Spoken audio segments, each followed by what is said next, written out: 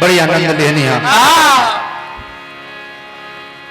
बड़ी सुंदर सुंदर। हाँ जी कमलेश भाई कहते हैं कि बारखा में इतना दूर से गोपालगंज से लोग चली आओ तब बोली है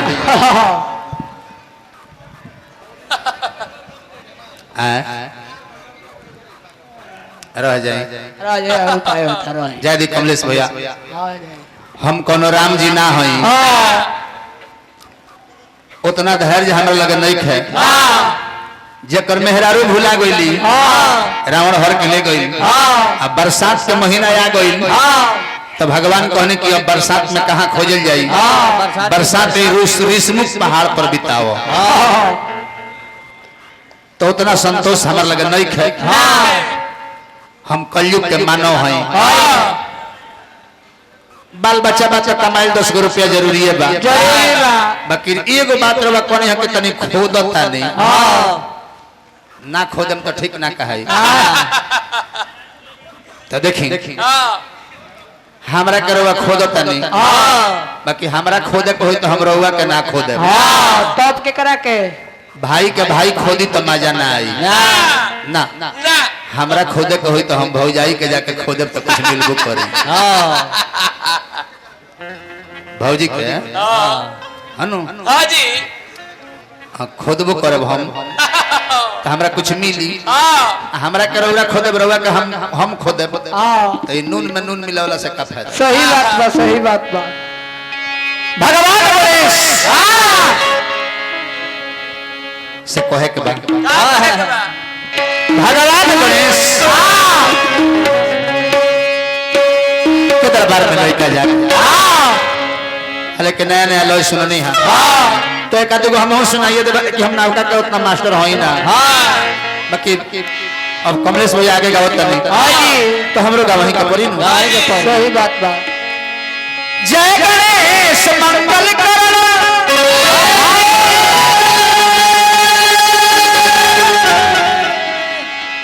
विघ्न हरण गणरा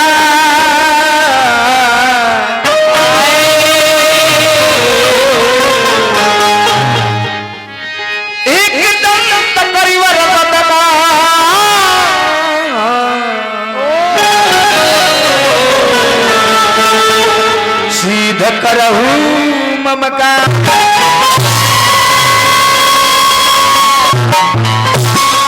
सिद्ध करहु ममका सभा में आए शरण तिहारी जल चर थल चर नभ चर में बाबा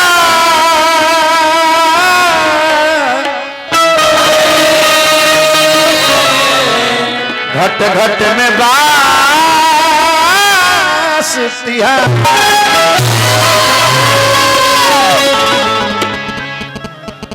लो आई लो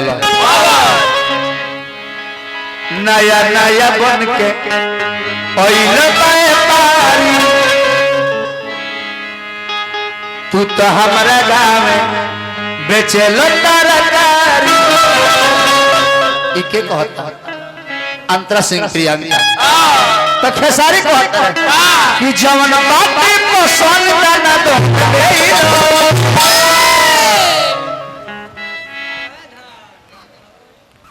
अब ये धन बोए धन ले लो अब ये धन बोए धन ले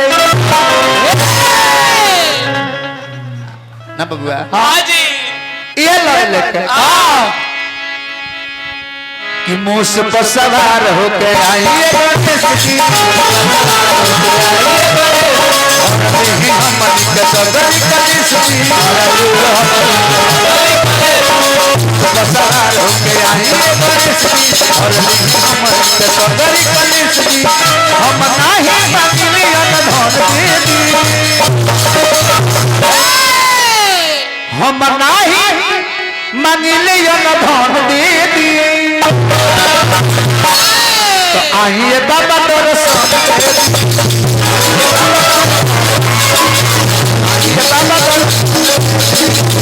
आइए बाबा दर्शन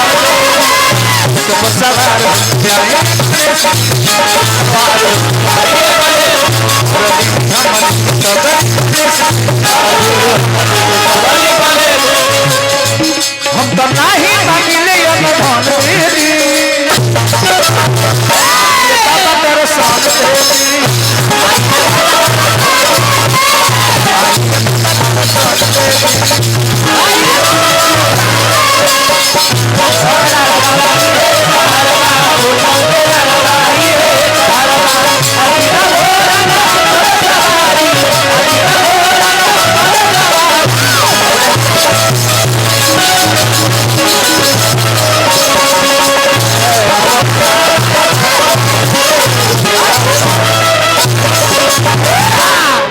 आदमी के संहारल हम तो एने उन्हें हिल ना सकिले। हाँ रउआ बनहावल बनी ओही जा। हाँ देखी नु जी हई देखी नु देखाई ई माला पहनावे वाला जब से सिस्टम आइल हो मैं कहता गिर जाता भैया। हाँ देख एगो बैटरी वाला माइक दे दी। आई बाबा दर्शन दे दी भैया कहने है कि दू गो मेहरारू के संभालत नहीं हमने से एगो मेहरारू नहीं खे संभाला का है। अरे महाराज अरे आदमी के संभालल तो ई बड़ी छोट बात बा। भगवान गणेश के दरबार में जानवर के भी संभालल जाला। जहे बन्हाला शंकर भगवान के गोए आ तोहे बन्हाला मैया पार्वती के बाप बन्हाला दोनों एक जगह बन्हा ले एक जगह खा ले बाकी केहू कुछ के ना बिगाड़ेगा केहू के ना बिगाड़ेगा।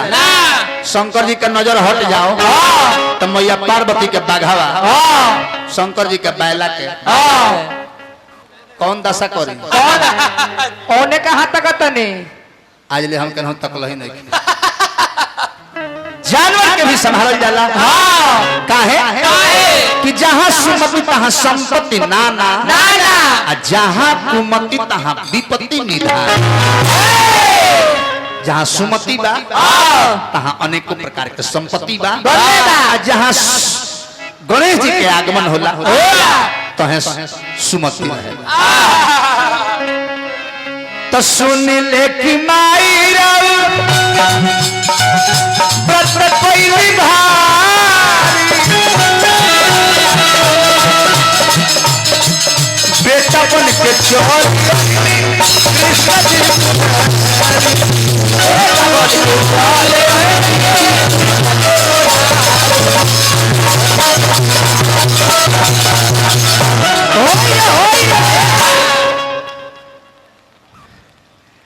याद कमलेश भैया एक खाली हमार बात एगो कॉलर नहीं रहुआ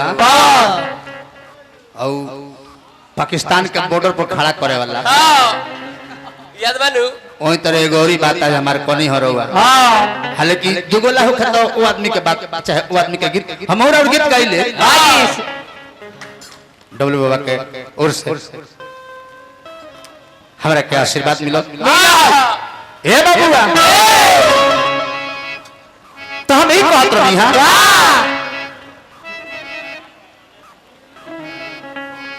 कि साक्षात कृष्ण ही गणेश हूं। मैया पार्वती की हां मैया पार्वती के पुण्य व्रत के कोयला के प्रभाव से माता पार्वती की हां कृष्ण भगवान बेटा बन के आइल बनी नाम सुमुख रखाइल बा। हम ई कहत रही हां माई में आ बाबूजी में का अंतर बा। सुंदर कोनी हो लेकिन जेकर बनरी से ही ना चाहे जे ओकरा के उत्पत्ति कइले बा जे ओकरा के शुरुआत कइले बा ऊ कहे तो तनी औरी निमन लागी। एगो हमरा की हां हलवाई रहले हलवाई मिठाई बनावे वाला हां तो होटल खोलले तो एगो मिठाई का आविष्कार कइले ऊ मिठाइया के नाम रहे बम मिठाई। बम मिठाई हां जी जब हाला हो गइल कि फलना हलवाई की हम बम बनेला बम बनेला बड़हरिया थाना के दरोगा जी अइले आप पूछले कि साहु जी हाँ जी तुम्हारे यहाँ बम बनता है? साहु जी कहले कि हाँ हाँ हम बम बनाते हैं। हाँ अब दरोगा जी ठकुआइल बड़े के देखो ना ई गलतियों करता है इतना मैंने नीडर होकर कहता कि हम बम बनाई दे। दरोगा साहब कहले क्या क्यों बम बनाता है? तुमको अभी अरेस्ट करेंगे, दिखाओ तेरा बम कैसा है।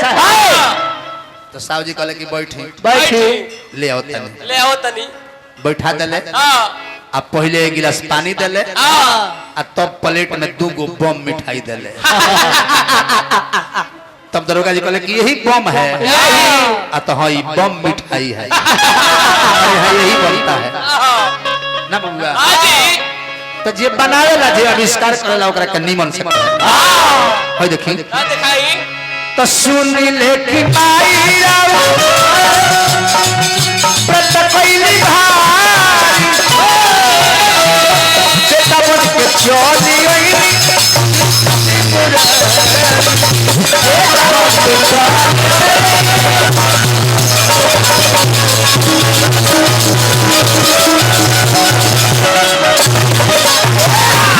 तो हम तो नहीं मांगिले रतन दीदी,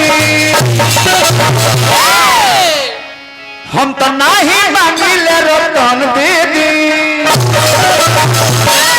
तो आइए बाबा दर्शन आइए बाबा दर्शन